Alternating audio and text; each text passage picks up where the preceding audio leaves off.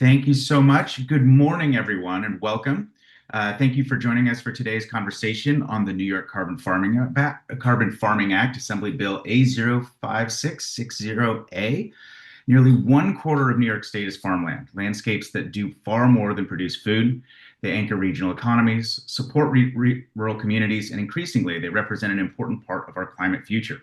As these working lands face growing climate pressures, policymakers are beginning to ask a new question.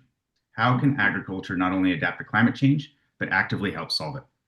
The New York Carbon Farming Act seeks to answer these questions by positioning farmers as partners in climate action, rewarding practices that strengthen soil health, remove atmospheric carbon, and build long-term resilience across the state. At its core, the legislation translates New York's climate commitments under the Climate Leadership and Community Protection Act into a practical, market-building opportunity rooted in working lands. Today's discussion will explore how the bill aims to catalyze a durable carbon farming sector through these three key policy elements: a science-based certification framework to ensure credible outcomes, performance-based tax credits tied to verified carbon sequestration, and an investment tax credit designed to grow the in-state businesses and technical capacity needed to support farmers. We'll also look at how this proposal bridges policy and practice, addresses barriers facing farmers, and builds a regional supply chain where the legislation stands in the 2026 session. I'm excited to be joined today by Chris Neidl of the Open Air Collective and many other titles, who is also leading a coalition in support of this bill introduced by Assemblymember Dee Dee Barrett. Chris will help us unpack both the policy vision and the practical pathway forward. Chris, let me turn it over to you to introduce yourself. And I also understand you have a brief presentation that'll kick off this conversation as we get started.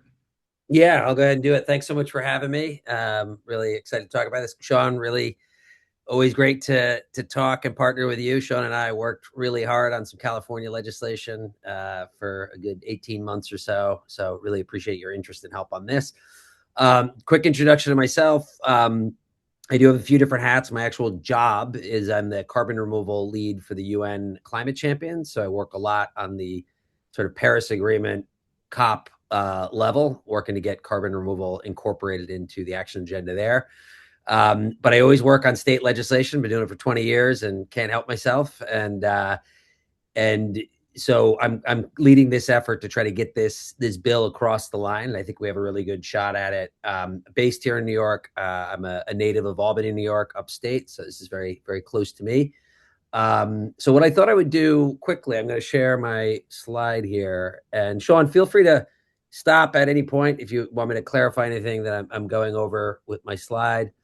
Let me know if you can see that.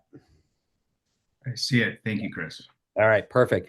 So what I wanted to do today is really get into this bill. It's actually, I should have updated you, Sean. I can't remember if I told you, but it has been introduced in both chambers of the legislature with two really amazing sponsors who I'll talk about just a little while ago. This bill actually has some history. What we're fighting for right now in this session, which goes until June, is a revised, significantly retooled version of a bill that's actually been introduced for 4 consecutive years. Finally, last year passed in the Senate, but it did not move at all in the Assembly. So I'll give you a little bit of background on what sort of changed when I describe the policy itself. But what I want to do is just first give a little bit of context, because one of the arguments I want to make here is not just this is a good bill and we should pass it, but that the context of New York State and the current moment are really conducive, I think, to really success with this bill now. And so I want to explain why timing is critical and why this makes sense for New York. Then I'll get into just the 3 pieces of the policy itself, what this bill actually would do if it becomes law and why. And then I'll wrap up with a little bit like what's the current political situation in terms of what lies forward. How do we pass this bill and what does advocacy look like? So just for context, I want to first, really kind of paint a picture of what it's like in New York that makes this bill make sense for New York. And Sean mentioned a few of the, that New York is, I think a lot of people, particularly if you're outside of New York, or if you live downstate, you forget about the other part of the state, which being a 10th generation resident of Albany, that's kind of a thing. About upstate, we're used to that. But it's in the Northeast, it's a major agricultural state. There's over 30,000 farms. It's about 25% of the land area. And it's not a trivial part of the economy, particularly the upstate economy, with about, 8 to 10 billion per year produced. What are we known for here? Many different things, actually. We grow in New York State, but some that are most significant, I would say. We are a major dairy producer. Our state snack, there was actually a law for this, is yogurt. It's because we're the number one yogurt producer, but we're also top 5 nationally in milk production. Huge apple producer, second only to is where I'm from, and particularly in the Hudson Valley, and you go a little bit west, with a second only to Washington State in apple production. We have a wine industry, both in the Finger Lakes area in central New York, as well as in Long Island. And also, we grow lots of corn. I grew up around a lot of cornfields just right outside of Albany as well, mostly for silage. So, but there's many other things as well, maple syrup, et cetera, et cetera. So it's a diversified farming sector. And one of the things that's really distinct about it is it's really predominantly small, family owned. About 90% of it are family owned, often multiple generations. There's some new farmers that have really come and doing creative things in the Hudson Valley, and they're small. They're not large. Average size is about 200 acres. And right now, New York, just like many parts of the country and the world for that matter, it's difficult to be a farmer. There's a lot of real structural pressures that are both more global, but also specific to New York State. Very high cost of land. There's lots of conversion pressures to turn ag into other land uses. You're starting to get farmers are kind of aging out, lots of volatility. And increasingly what we see are with, extreme rainfall and flooding and droughts, we're seeing the impacts that farmland and farmers in New York are facing with climate change. That map that I have there, which is the New York Academy of Sciences, those orange blotches are what are designated disadvantaged communities. So this is a socioeconomic measure. And then the green are agricultural districts. So there you can see there's a lot of overlap between rural farming communities and socioeconomic and economic challenges. Another thing that's really interesting about New York, this is all over the country, but New York is typically, kind of known as one of the kind of top states where you see a lot of innovation in urban farming and gardening. Anybody who's lived in New York City in particular know there's a very special history to gardens, but also increasingly urban farms throughout. Buffalo has amazing, Rochester, Syracuse, Albany, and New York City, tons of them. And I'll name why this is significant, particularly for political reasons. But we have thousands of gardens and farms throughout the state. New York City alone has over 2,500 mapped urban agricultural sites. The mayor's office has a formal policy to support it in an office for urban agriculture. And that's significant for reasons I'm going to mention when we talk about the politics of it. Another thing that really distinguishes New York, I think, there's other places that can claim this, but we have pretty incredible institutional capacity on the research and development side, on the public support and education and outreach side. Cornell University and the Cornell Cooperative Extension, these are some of the leading research and farmer support institutions in the country, if not the world. Amazing research around biochar, various forms of soil organic carbon, and certainly enhanced weathering are published and produced out of Cornell. But very turned on and elaborate programs from state agencies like the Department of Ag and Markets does amazing things, NYSERDA. So there's a lot going on at every level. And that's important when you think about a policy that I'm going to describe. You need to have that architecture already in place to be able to do the delivery of it. New York has an impressive array of institutions that offer that capacity. Another thing about New York that makes it really, really critical is just the policy background, the foundations that we already have in place, both on the climate and on the agricultural side, really point to a bill like this. I talk about this bill as it's the next logical step to what we already have on the books. And so just to break that down in broad strokes, Sean mentioned at the beginning, New York was the very first state in the country, even before California, Massachusetts, to pass a net zero law that's called the CLCPA, or the Climate Leadership and Community Protection Act. And that is a economy-wide, statewide net zero target for 2050. The implementation of that is really enshrined or described in the scoping plan, which was produced as one of the mandates of the bill. Very elaborate. This is our map for how we actually do that. And luckily, and not coincidentally, it names storage of carbon in natural and working lands as a priority. So we already have that, very important pillar to stand on. Okay, so this is part of the mandate of our climate law through the scoping plan. Now, on the agricultural side, and there's much more than this, you can go back quite far in terms of how the state supports, but a really, really important foundational law that was passed, I think it was 2021, it might have been 2022, actually, that was passed a few years ago is the Soil Health and Climate Resiliency Act. And that introduced all sorts of other things into statute that are really important. I've listed some of them here, but it specifically supports, it calls for more soil carbon research. It makes an explicit link between soil health and climate resilience. It defines what soil health is. So all those are already installed. And what I describe now, it kind of stands on both of those other laws, as well as many other programs that have spun out of them. So conditions are quite good in New York. So in terms of what the policy does, it's designed to really drive and create a market for carbon farming. And I'll tell you how that's defined in a second, what that includes in New York, both on the demand side and on the supply side. And so what the bill will ultimately, what methods specifically will be determined by a certification and standards committee that I'll describe in a second. But in the bill itself, it puts key words that basically point to organic soil carbon pyrolysis-based methods as well as mineral-based methods. So that's actually mentioned in the law. So that provides enough space to make sure that those are considered by the committee.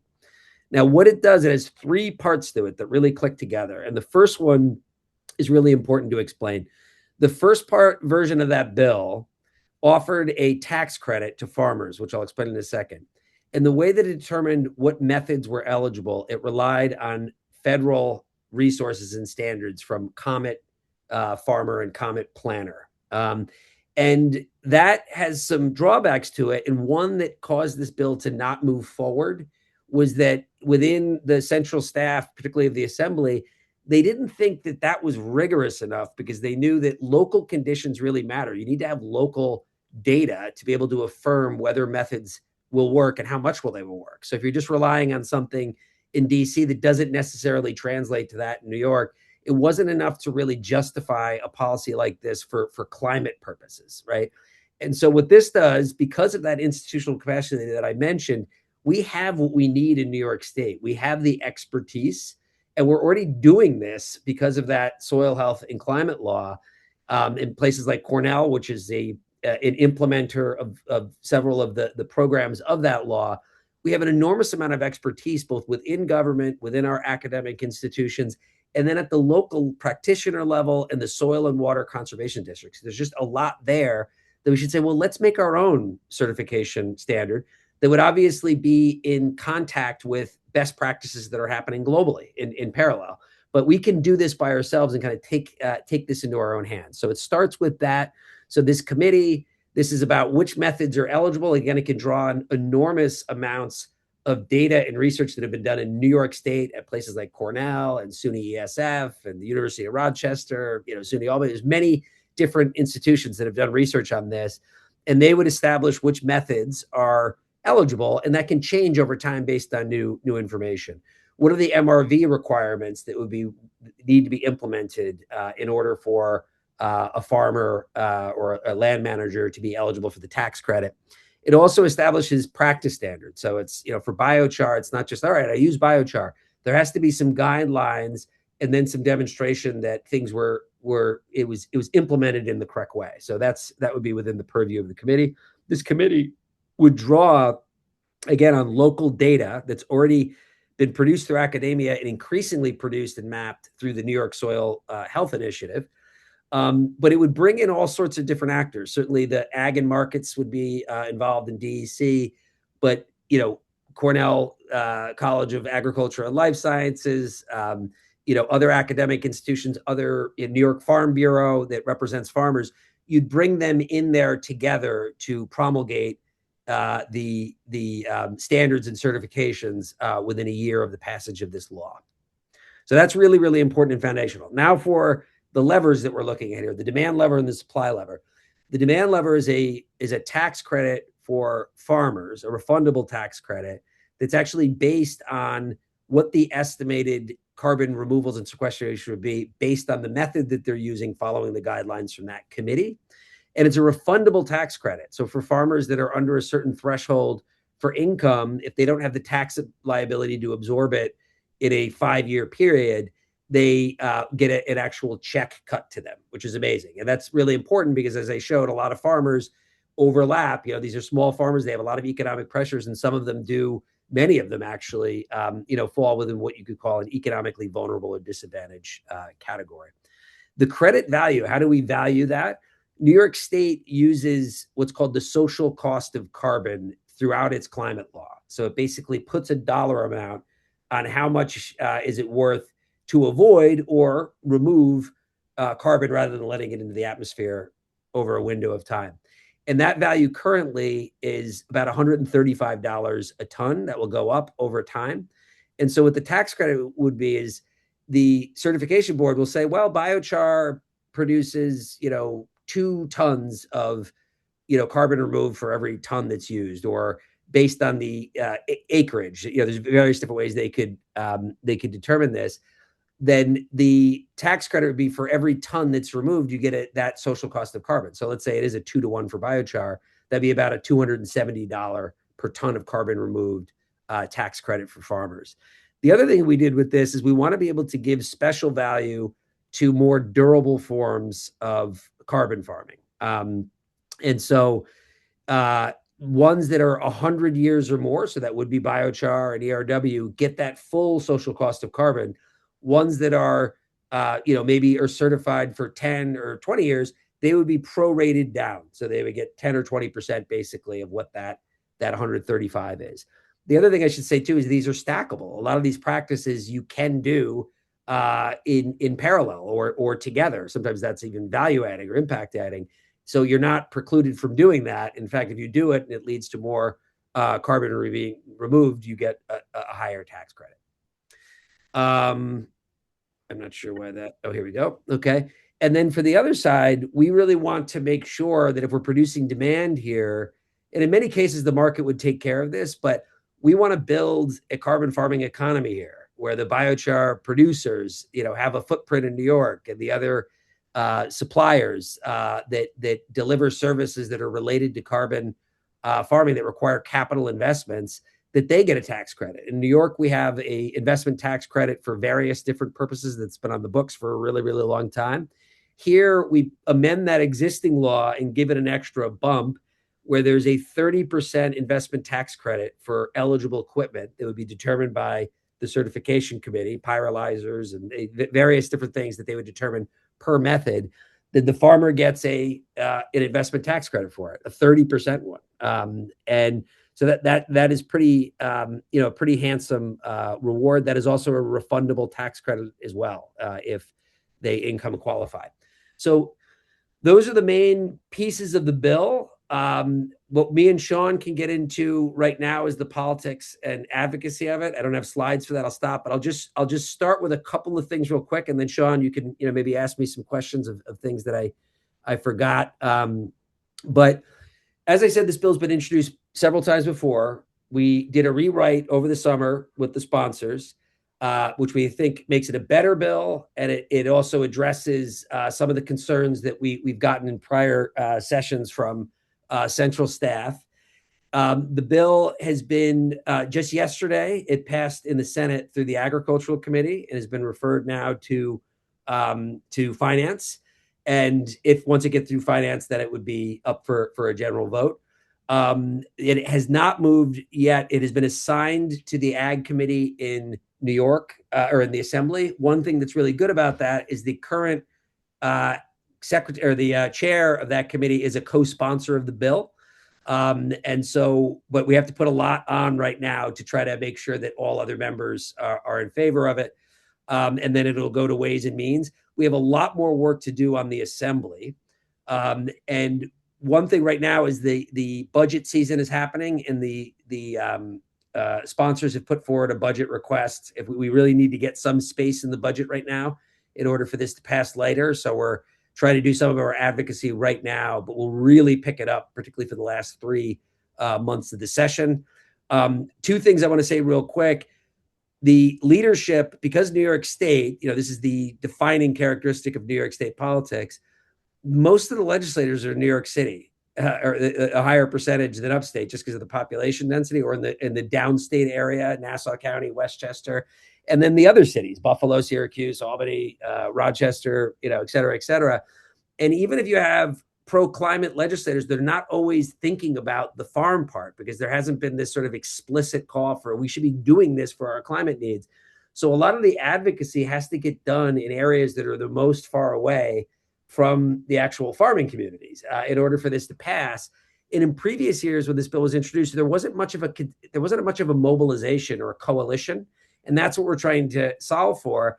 And before, what I mentioned, the urban farming thing, there's an incredibly creative urban farming, urban gardening, agriculture communities all throughout the cities of New York State. And what I've learned by now engaging with those groups, biochar is of great interest to them. One of them said the other day, there was a thing about 10 years ago, there was this huge thing around rooftop beekeeping. It was like a real thing. And there was even a law passed by the city council to permit it. And somebody said at this meetup I was at the other day, it's like, oh yeah, biochar is the new rooftop beekeeping, right? So we want to start mobilizing those pretty grassroots farmers. Many of them are in, areas and districts that really matter for the leadership in particular, and start making the case that it's important for New York as well. And New York City is already, the Department of Sanitation in its 2026 solid waste plan recommends biochar, actually. So it's starting to get a foothold there. So I think mobilizing urban constituents and organizations alongside the farming and rural ones is going to be a really, really important move on this. Let me stop there, Sean. There's many other nitty gritty, but why don't we go ahead and stop there and see if you have any questions or follow up, or if anybody in the audience does. Yeah, that was fantastic. And I think it was really good to give a fulsome kind of background and history of this bill. We've worked in California on some bills together there, I think 2 cycles now, SB 308, which was bigger CDR kind of investment and strategy, and then more recently around 643 and SB 88. Biochar really seems to be kind of not a magic bullet, but pretty darn close as far as CDR is concerned, because it's shovel ready right now. And you're talking with Assemblymember Dee Dee Barrett, farmers around the state. What do you think, though, has been holding back some of the voluntary adoption of biochar as an agricultural solution?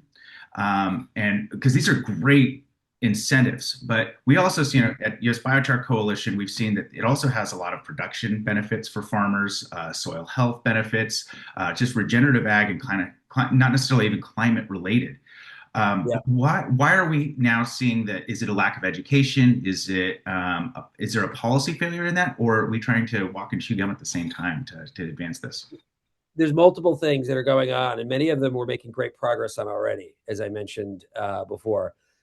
The education part, so when you have a Cornell Cooperative Extension and you have soil and water conservation districts and you have the law that created the Soil Health Initiative, it's important to say those aren't just producing papers or doing research. They're connected to these networks that are farmer facing at the very most local level. And you're already seeing organically, because of interest and spread of word of mouth, you're getting biochar projects that are happening in wine country, in the Finger Lakes area. Throughout the central New York. We did a thing called the Hudson Valley Biochar Pioneers Program, where we had 14 different farmers up and down that we gave an acre's worth of biochar to. And so between the state, through its appendages of, whether it's ag and markets or Cornell Cooperative Extension or the soil and water conservation districts, the word is starting to get out. I've gone to 2 field days in the last 3 months on biochar that just kind of are coming together. People in New York did a grill where they were barbecuing with biochar as a party. These things are happening organically. And so I think the interest in the education part is starting to happen. But the other part, as I mentioned with farmers, farmers are in insecure positions. They can't just say, oh, this looks interesting. I'm gonna take the risk of buying this thing I've never used before and do this instead of this with my scarce resources. understandably, there's going to be some caution there, both on a financial and not necessarily seeing the results yet. And then the cost of it right now. There's not a lot of biochar producers, some awesome ones in New York State, but at the stage we're at, without an incentive of this kind, you're not going to get that kind of growth that will ultimately bring the cost of it down. And so I think it would be kind of a combination of those three things are major issues in terms of adoption. Yeah, I would say. Yeah, that's really really helpful insight because we see that in California too, where farmers want to participate, they're unsure about the investment on the front end. So how do we incentivize that using public policy as the tool to get that?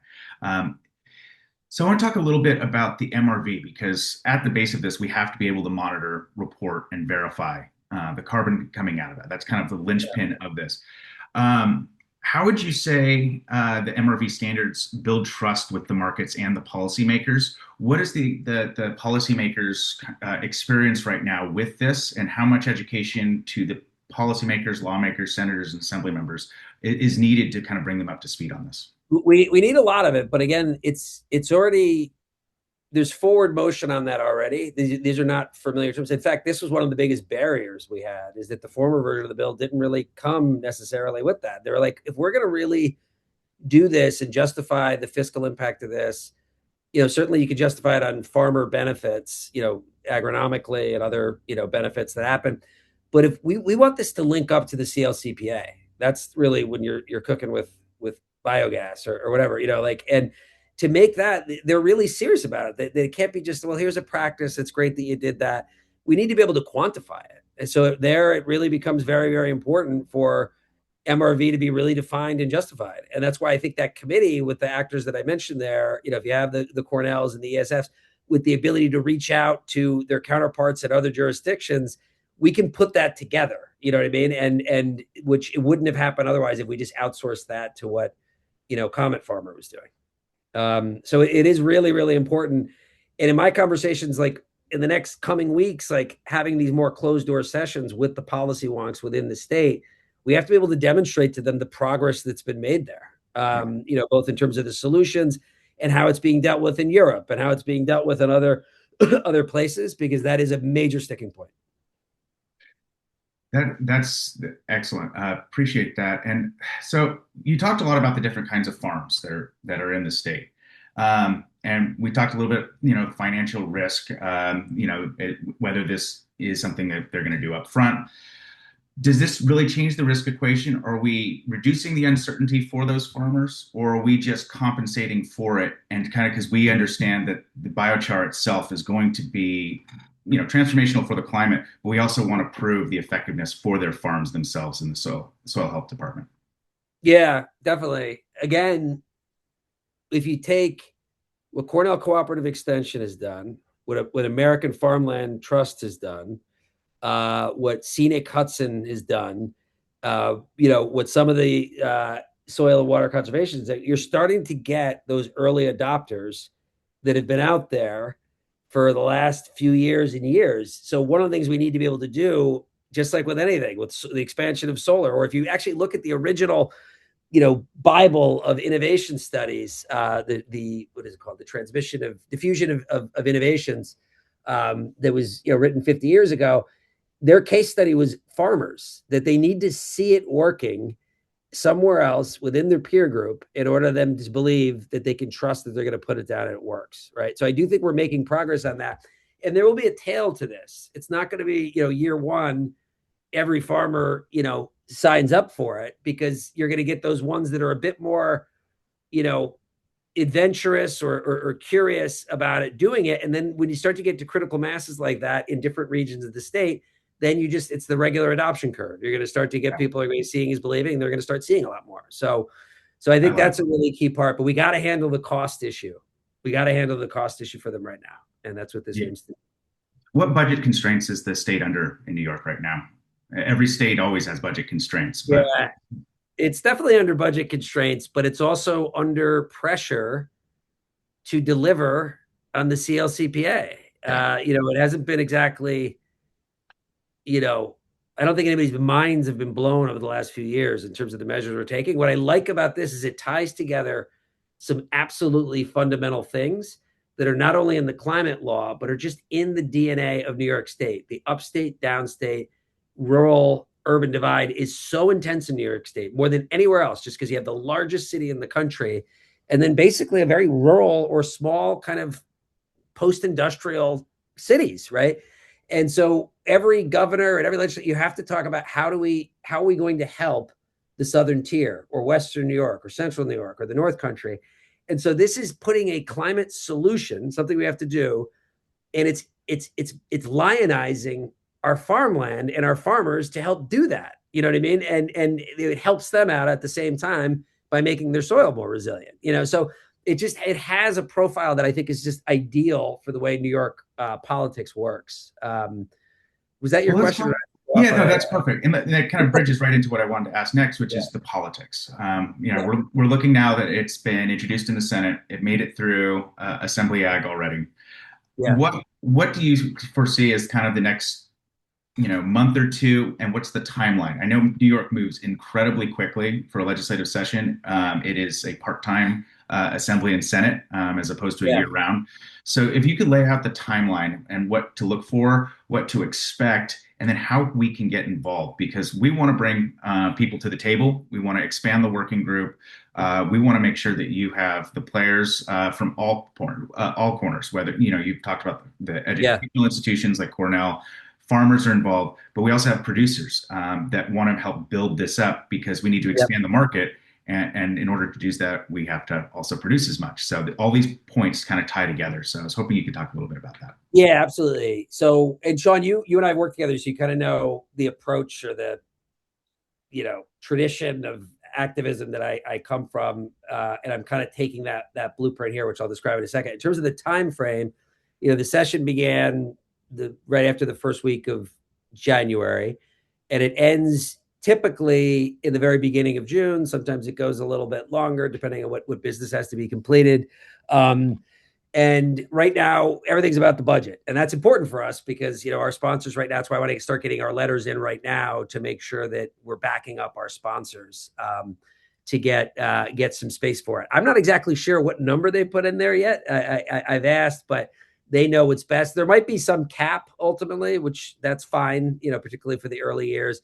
I think they're also making the argument that it's going to take at least a year for the committee to get set up and come up with its findings, that it's not really a fiscal impact in the next fiscal year. It would be after that anyway, right? So right now the budget is really, really important. And when the budget is over, the big thing I'm working on is to get right now we have a letter of support, which, Sean, I don't know if you're able to email all the registrants of this after. I can give you some links with some descriptions on it. Absolutely. Where we want to get that in immediately, because we think that the hearing for ag in Assembly is going to be scheduled soon. So I'm trying to get as robust as amount. So if you want to join a joint letter, or if you want to send in your own, both are awesome, but we need those big time just to show that there is a coalition of support for this. The other thing I'm working on is identifying people who are in New York, whether they're just constituents or cities and organizations, and pinpointing the key members we're focusing on right now are the Ag Committee in the Assembly, or the Finance Committee. I'm represented by the actual chair of the Finance Committee where I live here in New York, and then the leadership, particularly in the Assembly. So the Speaker, the Pro Tem, the Second in Command out in Buffalo. And we're trying to find who lives in those districts. And we want to focus like a laser on getting phone calls and setting up a meeting, likely on Zoom, with as many people as possible to make a direct ask. And so that, as you know, is I kind of use that. Here's our org. Some can get in there and do some lobbying in Albany or have the connections. They're sort of the inside game. And then the outside game is the constituent mobilization in key districts through phone calls in meetings. And so that's what I'm putting together right now. Like literally right now it's happening. So anybody who wants to fit in any way is really valuable. One other thing I'll say too, Sean, is we want to, even if a hearing doesn't formally get scheduled for this we want to do one anyway up in Albany with Cornell, with experts, to invite members to come to hear why this is important. For that, to have suppliers to be able to be on one of those panels, to say why this is an exciting bill, how it helps them, to have farmers be on one of those panels, to be able to speak to why this matters to them. That's really important. And there we're looking for April, so we're just a month out from that. Excellent. Well, yes, we can absolutely circulate that amongst our network, and we'd love to get as many folks signing on to letters and submitting their individual ones. As far as producers, my follow-up would be, do they have to be located in New York or like regional and nearby New York? You know, Connecticut, Vermont, is that all helpful as well? Because is there enough biochar able to be produced in state at this point? There's definitely not. You know, we have some really great ones. I work really closely with New York Carbon, which is based in Saugerties. You know, there's some amazing people there. I mean, like, you know, Kathleen Draper's based. I mean, there's a lot of like true biochar people here that have been pushing this ball for a long time in the absence of policy. I think it's absolutely valuable because if you're over the border in Massachusetts, in Western Mass or in Vermont, if that tax credit, when that goes live, even if you can't be eligible for, you know, the ITC for any investments you're making in New York for equipment, they're still going to want your biochar, and there's going to be a need for biochar, particularly early on when there's not as much of a supply. So I think it's really very valuable, you know, to have those local regional companies weigh in about why this is exciting and, you know, how it's an Excellent. amazing leadership opportunity for New York. Excellent. Well, I think, these are some really great points, and you've done an excellent job breaking down the bill. This is not the first time you've had to talk about this, so we appreciate you being here explaining it. But I want to make sure we have some time for questions. Deirdre, do we have any folks that have raised their hand or submit any questions directly to you yet?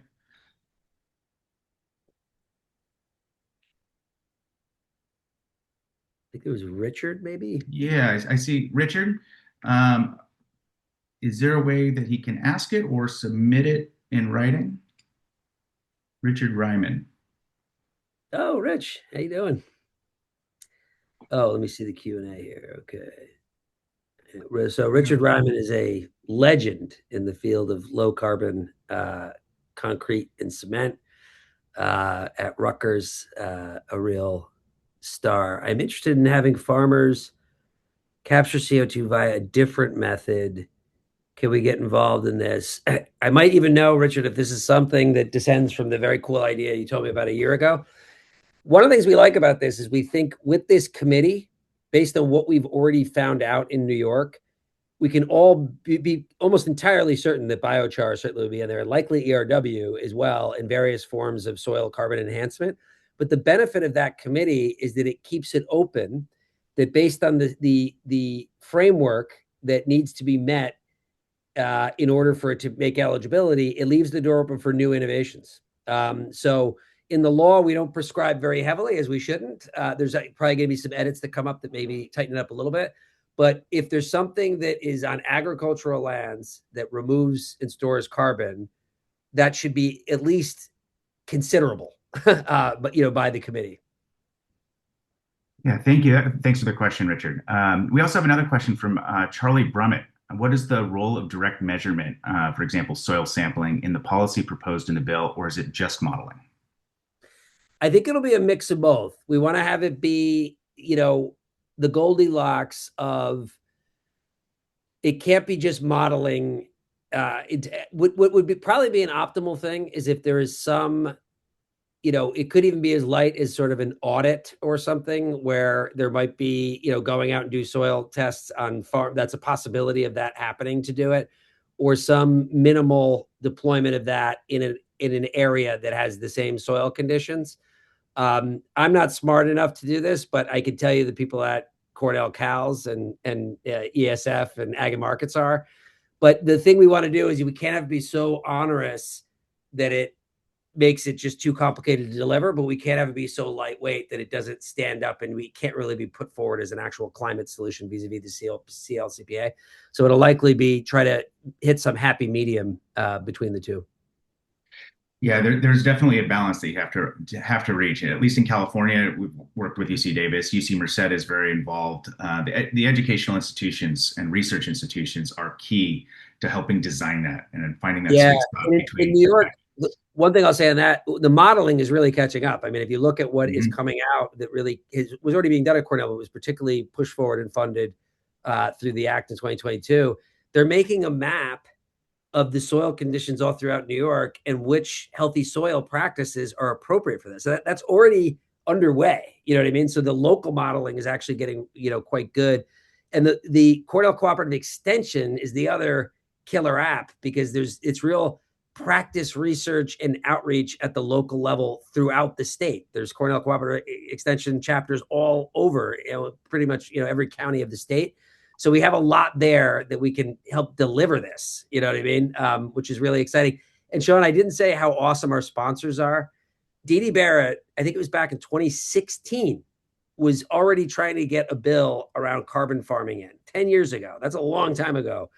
She's up in the Central Hudson Valley. So hats off to her for her persistence on it. And the other one's Kevin Parker, who's in Central Brooklyn. And he's been a huge advocate. He's the chair of the Energy Committee, huge on renewables. When I worked in solar, he was at everything I did.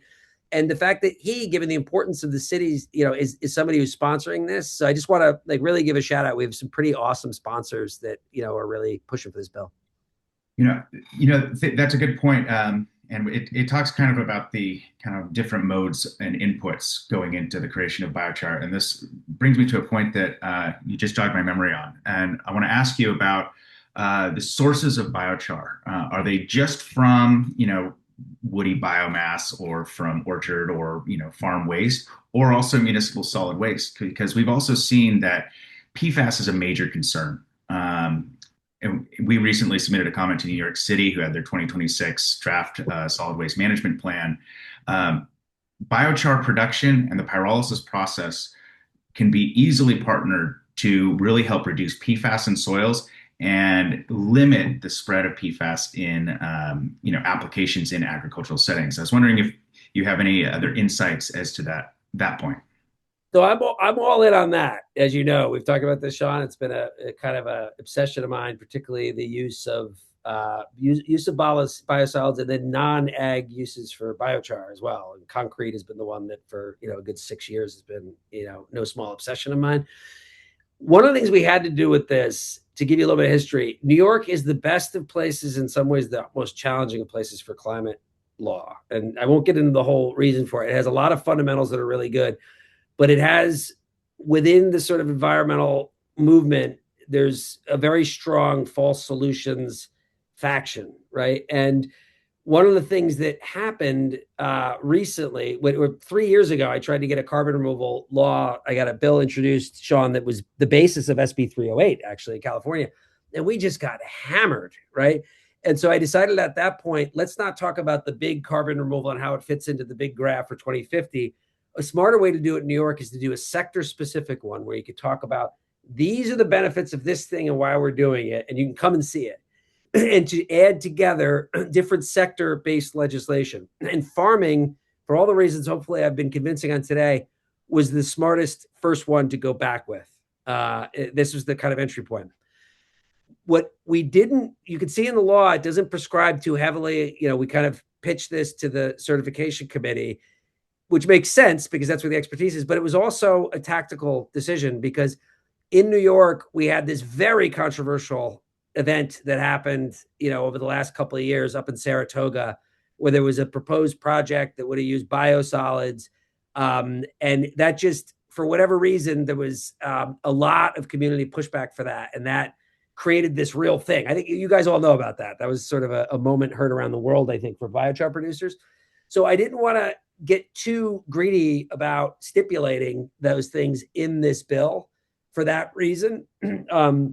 So, that will be decided down the line, following, sort of safety and stuff. But the other thing I would encourage too is that there's a very ripe sort of context already for circular economy things, for, zero waste in New York, that if we get biochar and other forms of carbon removal like this installed through this bill, I'm always about what's the next one. Boom, boom, boom, boom. You try to build on these. This already itself builds on this Healthy Soil Act for 2022 and, the CLCPA. My thing would be, how do we try to figure out, doing these things that are maybe more on the sort of biosolids and alternate uses of biochar next year? You know what I mean? And again, build off the victory that hopefully we'll have this year. That's my opinion on it. Perfect. We have a couple other questions because we're coming up to the top of the hour. I want to make sure we get to everyone. We have Toby Bryce. Is enhanced weathering included in this New York ag practice map Cornell is developing? Is there a public link on this that you could share? So what we'll do, Toby, I think everybody knows Toby. Toby and I worked together on the bills I was talking about before. Absolutely knows this stuff around this. So happy you could join. So what'll come, Sean, I'm going to give you in the email that you send out to all registrants, it's going to include a bill brief, which is a 4-pager, very similar to the presentation I gave, with a link to the bill as well as if people want to sign up, I have forms that, okay, you could put our logo on the support memo, or yes, I'm in New York and I might be interested in talking to my legislature. We can send that out to people so they have it in their inbox rather than having to copy and paste here. So you'll get that, Toby. And Toby, I'll just WhatsApp it to you right after the call, actually, the brief. Here's a little backstory on it. One of the reasons why I initially wanted to cut the tie with the federal standard is because ERW wasn't in there. And there's a whole host of other reasons to do that, which arose only as we proceeded with this. And I thought because of Cornell and because of the work that Yale has done with trials in New York State, that there's a chance right out of the box, a very strong one, that we can get ERW as one of those practices in New York, which wouldn't happen if it relied on a federal standard. So that was very much my MO from the outset. And again, we put mineral carbonation, I can't remember the exact word, right in the beginning of our definition of carbon farming. So we create space for mineral-based forms of removal being included, not just SOC. Excellent. Thank you, Chris. And it looks like we have another question from Tesaria. Hey, these are all my friends here. Yeah. I know. I'm so glad that you come with a big crew. For carbon removal down in the city. So great to see you. Would any land in New York State be eligible for the tax credit, or is this more geared towards the rural areas? Because she's thinking of all the rural gardens in New York City and Brooklyn that you mentioned earlier. Yeah, no. There's nothing, as I said before, I'm not going to be mobilizing urban. There's a whole other thing I could tell you about too, which Saria knows a little bit about, where it's this other initiative where we're working with localities, where as part of their education around carbon removal, I've raised money where they can pledge a purchase of carbon removals on behalf of their city. So getting like local mayors involved and things like that. And then there's a period of time where they can raise more money. What we're doing in New York is we're basing it entirely on biochar and ERW. We're just doing that. And we're going to find locations where we can do that deployment, where this will help fund it. And one of them that we're going to do, at least one, there might be one in Buffalo or Syracuse, is to say, okay, this biochar is going to be going into urban farms in New York. That's where your carbon removal is happening. So it brings it really, really close to people. But to go back to your that's under the Four Corners Carbon Coalition. But to go to their question, yes, absolutely. We want it to be both of these, the tax credit for the use and there's people that are trying to order pyrolyzers and things like that in cities, so we want the urban piece of this to be very, very much eligible. Yeah. Beautiful. And there's nothing in the law precluding that from happening. So excellent. Well, I think that's most of the questions, or if not all of the questions that we've gotten to. We've had a robust discussion on the politics, how folks can get involved, the history of the bill, and what's brought us to this point. Maybe one last thought. So if you could look down the road 5, 6, 10 years from now, and this bill is passed, what do you think we've accomplished, and what do you still think that we have to work on for biochar in New York State? I think what this does is, I've said this to people like a lot. Let me start from the high level and then go down. I won't be too long, I promise. When I'm coming up on my 10th anniversary this summer of being in carbon removal, right? And at the beginning, there was nothing. It was literally people had no idea what you were talking about. And then in 2018, the big IPCC, paper, Global Warming of 1.5C, that said, we have to do this, by the way, we have to do a lot of it, right? And the approach that we had at this time is we just had to present it as a salient concept. So we relied on the scary graphs, that said, look how much we have to do by 2050 and by 2100, and just to be like serious, right? But there came a point, and I don't know exactly where it was, where just doing that isn't productive any longer by itself, and it might even be counterproductive. If you want to teach people about why carbon removal matters, big picture, the way to do that is to appeal to very specific cases. So I can assure you that whether it's legislators, policymakers, citizens, civil society orgs that are weighing on this stuff, if they wrap their heads around carbon removal happening in the case of biochar and ERW on farms, you've done 80% of the job of them understanding what carbon removal is more generally. So what I'm hoping is that in addition to the internal value in and of itself of this bill, that it advances people's general comfort level, enthusiasm, and demand for carbon removal more broadly. So that's one, I think, benefit of this type of bill.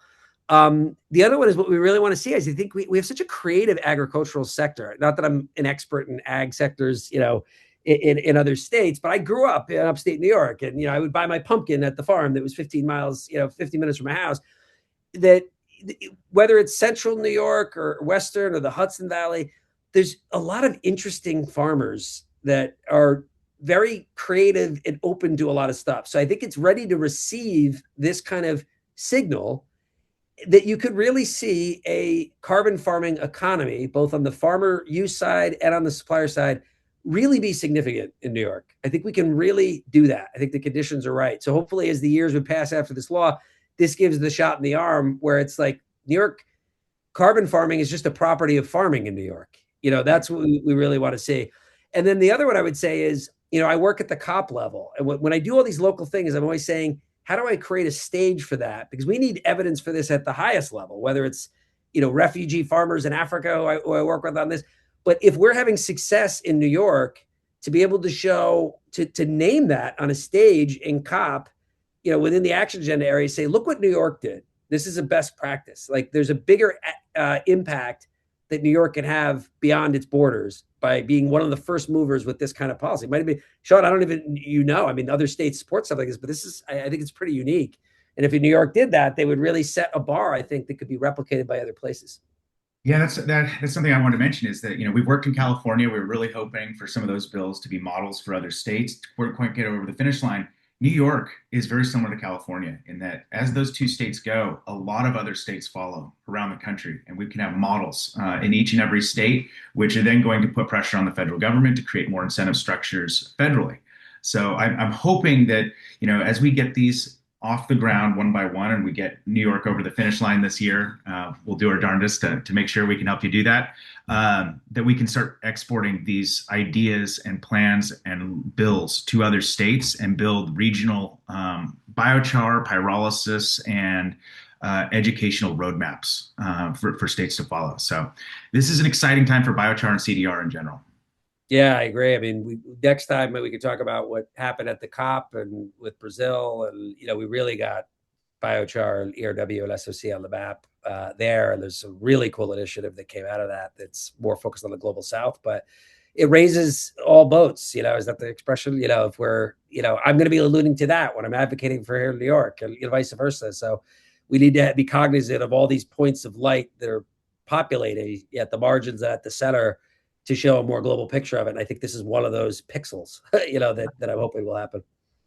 Well, I think we could chat for hours about this, but I think we've covered all the main points. And I will reiterate that we're going to send out to all the registrants, to our network, the letter, the memo, any resources, our contact information, both Chris Neidl and myself, Sean Trambley. I work not just in California, but New York, across the country, and in DC. And we're always looking to grow our network to help states like New York get over the finish line. And this is truly a team effort to advance CDR and biochar, and we're really excited about the prospects. So everybody stay tuned for an email and update. We'd love for you to share that with your networks as well. And Chris, thank you again for being here today. This has been a real privilege and wonderful discussion with you. Thank you too, Sean, and keep doing what you're doing. Really, it's been wonderful to work for you. You guys are small and new, but you punch above your weight, and really, really grateful for your interest in this, for helping out with it. Really appreciate it, man. Thanks again, Chris. Thank you, everyone. Have a great rest of the day. See you.